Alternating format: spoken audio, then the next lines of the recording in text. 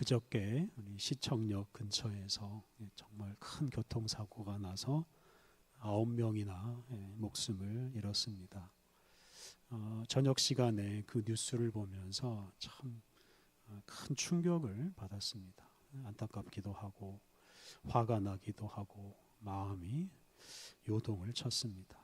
언제까지 이런 사고가 일어나야 되는지 생각하면서 참 마음이 답답했습니다. 이번 사고에 대해서 운전 미숙, 차량 결함, 도로 표시 결함, 여러 가지 원인을 제시하고 있습니다. 그런데 그 근원으로 가면 결국은 사람 때문에 생긴 일입니다. 운전을 한 게 사람일 뿐만 아니라 차를 만든 것도 사람이고, 도로를 만든 것도 사람이고, 인도나 가드레일을 만든 것도 사람이기 때문입니다. 사람의 지혜가 부족하고 또 보행자에 대한 배려나 사랑이 부족해서 생긴 일입니다. 이렇게 우리 사람의 어리석음, 욕심, 사랑 없음, 이것이 이 교통사고의 원인입니다. 우리나라에서 한 해에 교통사고로 죽는 사람이 2,500명이나 된다고 합니다. 해마다 사망자 수가 줄어들고는 있지만 선진국에 비하면 두세 배나 많은 수치입니다. 또 세계적으로 보면 한 해에 교통사고로 죽는 사람이 120만 명이나 된다고 합니다. 그러니까 이 전쟁으로 죽는 사람보다 이렇게 교통사고로 죽는 사람들이 훨씬 많습니다. 그러니까 사람이 좀 더 빠르고 편안하게 다니기 위해서 자동차를 만들었는데 그 자동차 때문에 너무나 많은 사람들이 죽고 다치고 고통을 겪고 있습니다. 이것이 바로 우리 어리석고 욕심 많은 사람이 만들어가는 세상의 특징이라고 할 수 있습니다. 교통 문제만 그런 게 아닙니다. 정치 분야를 생각하면 정말 끔찍합니다. 독재자나 어리석은 통치자 때문에 정말 많은 사람들이 고생하고 죽습니다. 어리석은 우리 사람 때문에 이 세상 나라에서는 비극이 끊이질 않습니다. 그렇다면 이 세상 나라에서 이런 비극은 언제 끝이 나겠습니까? 그것은 우리 사람이 변해야 끝납니다. 우리 사람이 새로워져야 이러한 비극이 끝납니다. 우리 사람이 새로운 존재가 되어야 이 세상에 비로소 평화가 찾아오고 모든 사람이 안전하게 살 수 있습니다.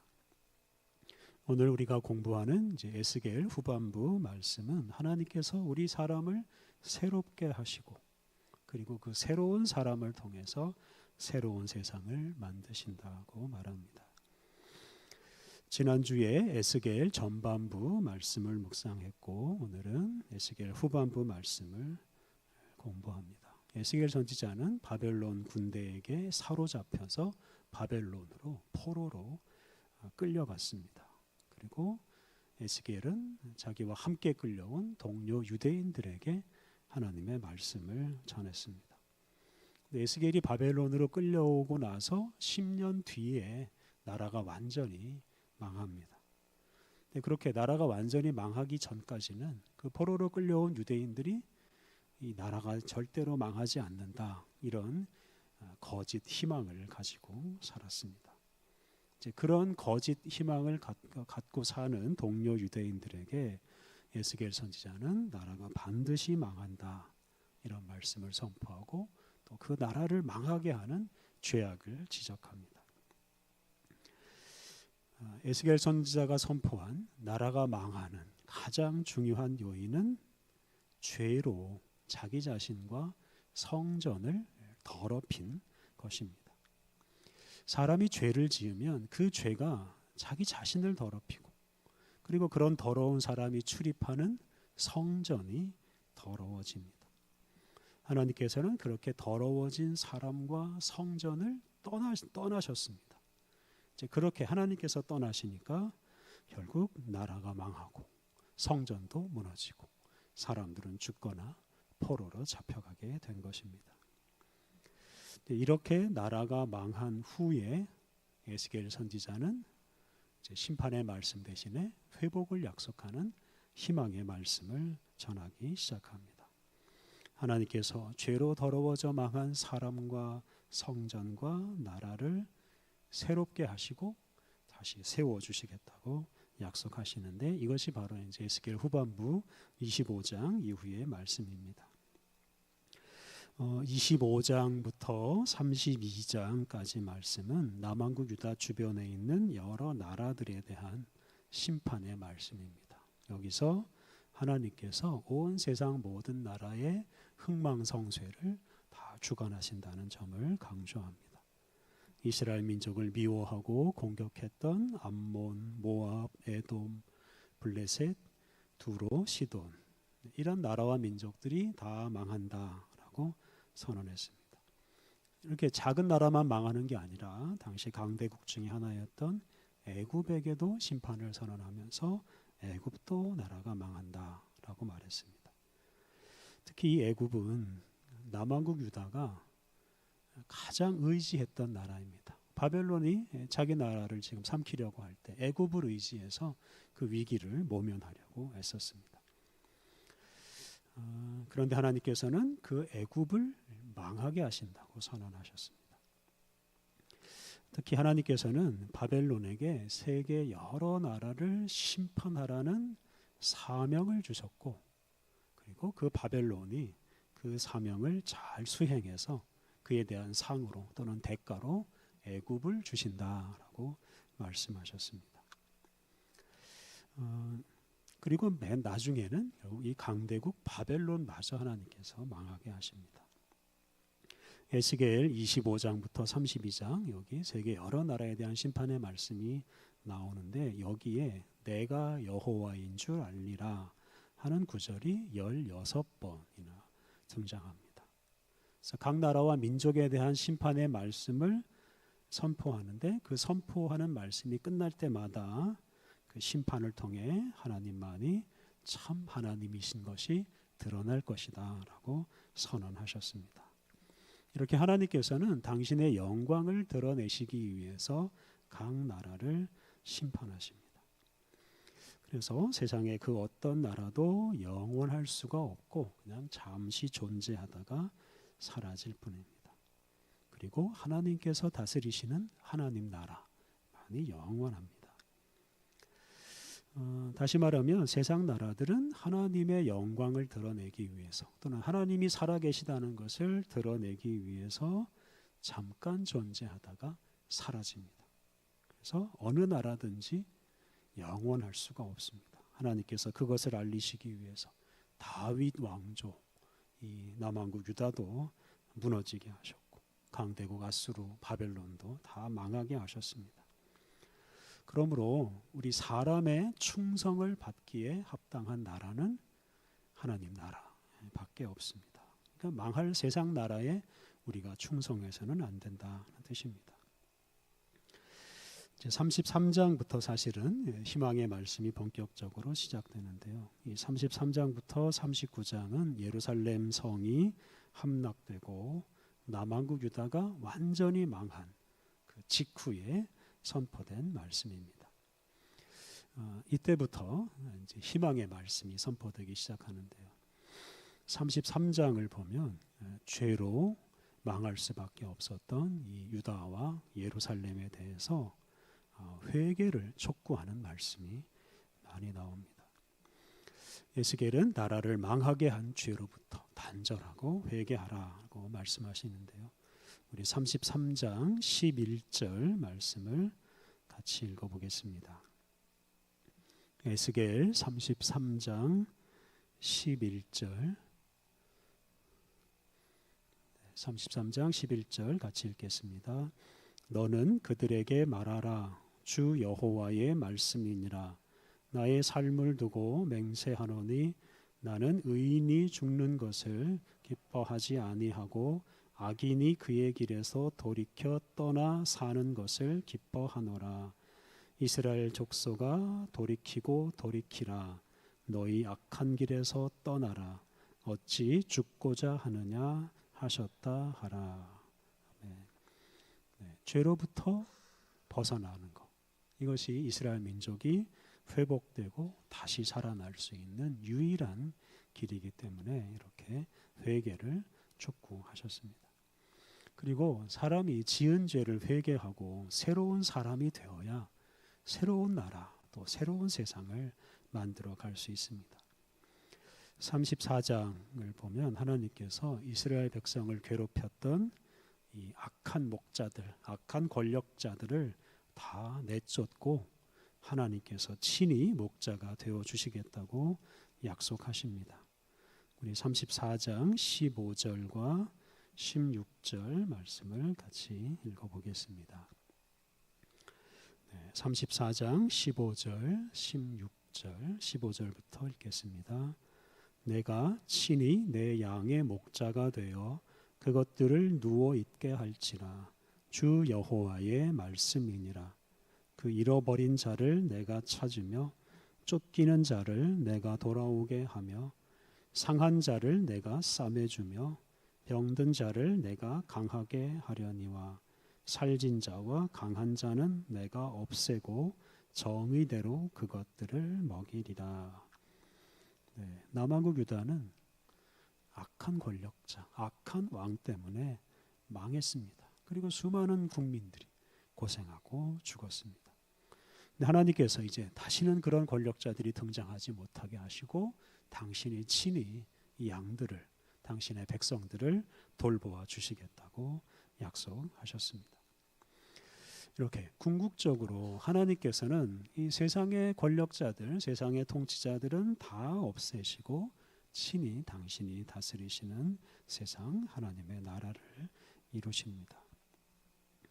36장과 37장은 이제 망한 이스라엘 민족을 회복시키시겠다는 하나님의 약속의 말씀입니다. 37장에서 하나님께서 이스라엘 민족에게 복을 주시겠다고 약속하시는데 특히 이 민족을 정결하게 깨끗하게 해주시겠다고 약속을 하십니다.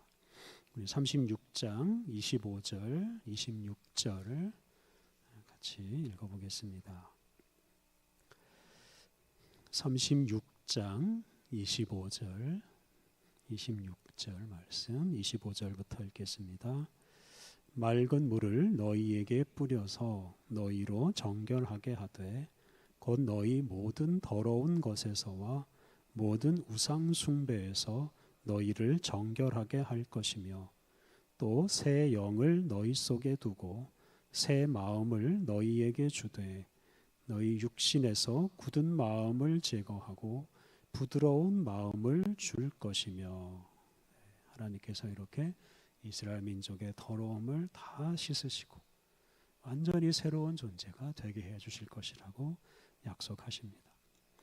이렇게 하나님께서 이스라엘 민족, 이 사람들을 먼저 새롭게 하시고 그런 후에 새로운 나라를 만드십니다.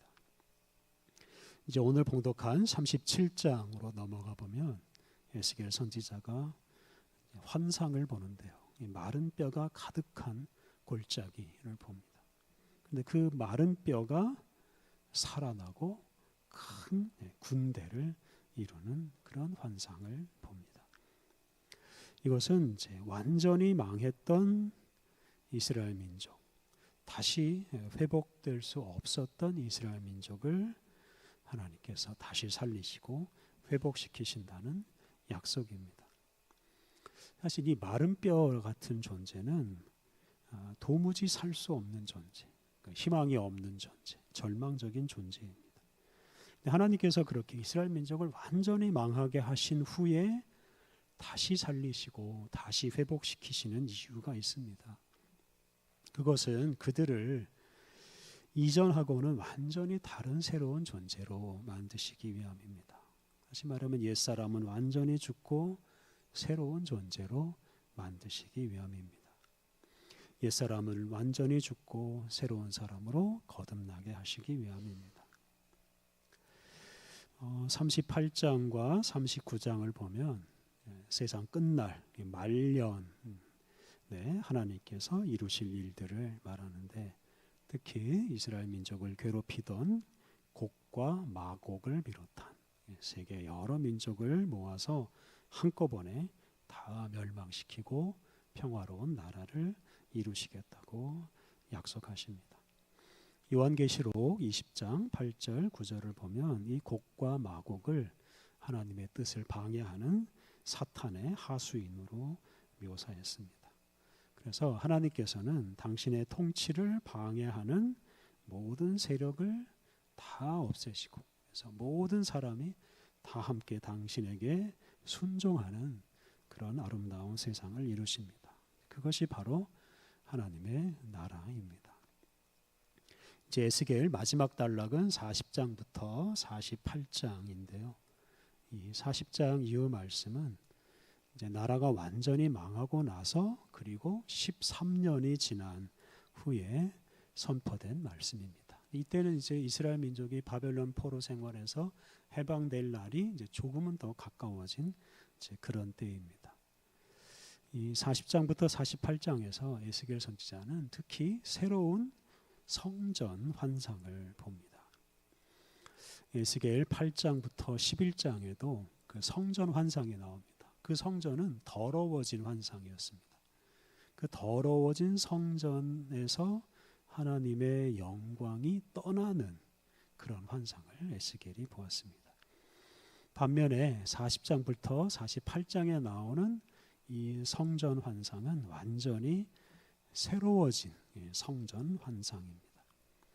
그리고 이제 43장 1절부터 4절 말씀을 보면 그 새로워진 성전으로 하나님의 영광이 돌아오는 그런 환상이 보입니다. 43장 1절부터 4절에 하나님의 영광이 성전으로 다시 돌아오는 모습이 나오는데요. 우리 4절 말씀만, 43장 4절 말씀 우리 같이 읽어보겠습니다. 여호와의 영광이 동문을 통하여 성전으로 들어가고, 이렇게 하나님의 영광이 성전 안으로 들어옵니다. 더러운 성전에서 떠나셨던 하나님이 이렇게 새로운 성전으로 들어오시고, 이 새로운 성전을 중심으로 이제 새로운 세상이 만들어집니다.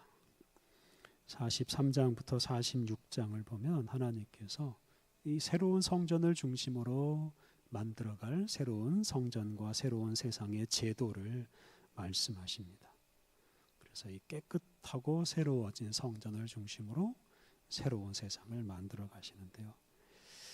47장 1절부터 12절을 보면 그 성전에서 흘러나오는 생명의 물이 그 흘러가는 곳마다 모든 것을 살아나게 만들고 생명체가 아주 풍성한 세상을 만드는 환상이 나옵니다. 그 중에서 9절 말씀을 같이 읽어보겠습니다. 47장 9절 47장 9절 같이 읽겠습니다. 이 강물이 이르는 곳마다 번성하는 모든 생물이 살고 또 고기가 심히 많으리니 이 물이 흘러 들어가므로 바닷물이 되살아나겠고 이 강이 이르는 각처에 모든 것이 살 것이며, 이렇게 하나님의 영광이 머무르는 그 새로운 성전에서 온 세상을 살리는 물이 흘러나와서 죽은 것들을 살리고 살아있는 것들을 더 풍성하게 만들어줍니다. 이스라엘 민족은 죄 때문에 자신을 망하게 하고 성전을 더럽혔습니다. 근데 이렇게 거룩함을 상실한 사람, 또 성전은 존재할 의미가 없습니다. 이제 그렇기 때문에 하나님께서 그것을 다 망하게 만드셨습니다. 정욕과 죄로 자기 자신을 더럽히는 개인이나 나라는 죽은 존재나 마찬가지기에 하나님께서 없애버리신 겁니다. 그리고 하나님께서는 바벨론에게 이스라엘 민족을 망하게 하시고 바벨론 포로 생활을 통해서 죄를 깨닫게 하시고 회개하게 하시고 그리고 그들을 새롭게 만드셨습니다. 그리고 그렇게 새로워진 사람들을 통해서 새로운 성전을 짓게 하시고 그렇게 새로워진 성전에서 성전을 중심으로 재건된 그 새로운 민족을 통해서 온 세상을 살아나게 하시는 하나님의 뜻을 이렇게 하나하나 이루어 가셨습니다.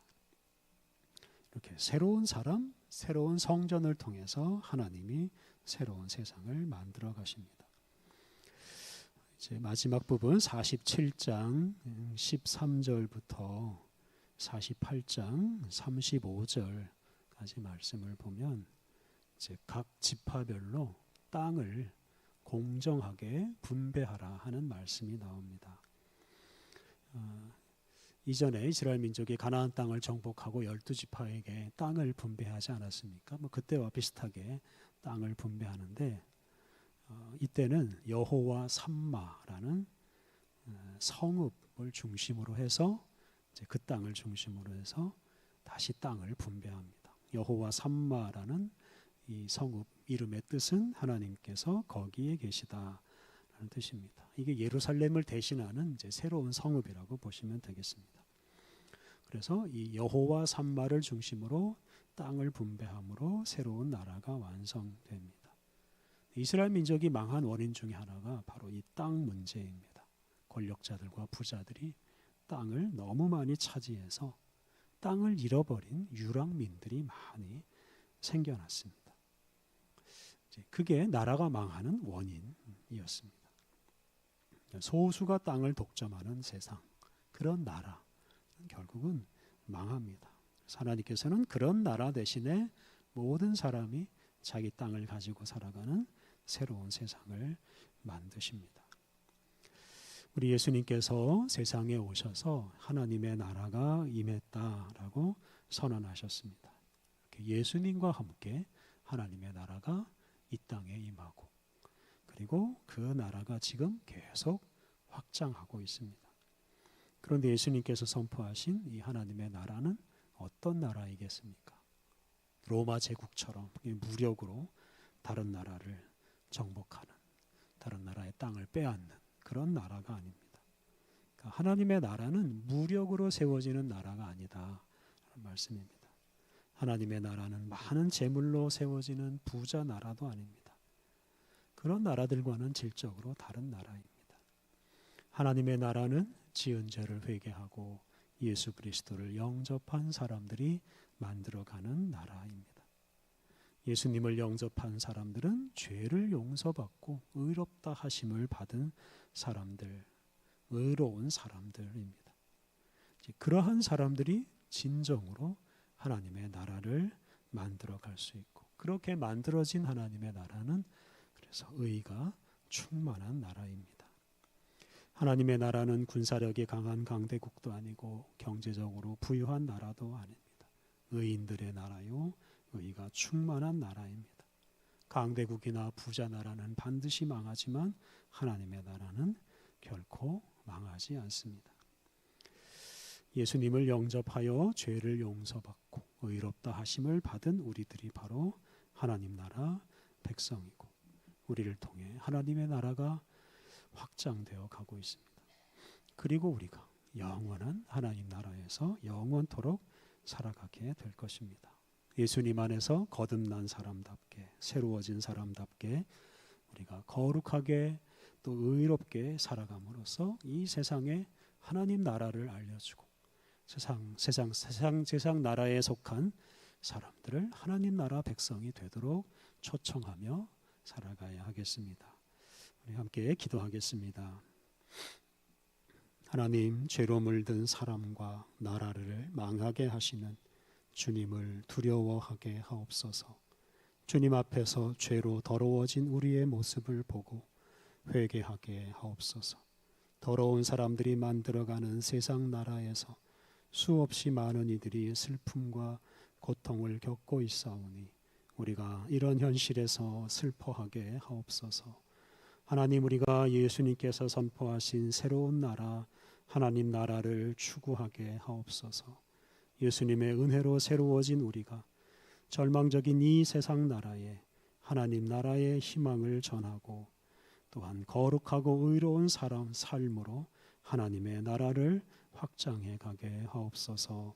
예수님의 이름으로 기도드립니다. 아멘.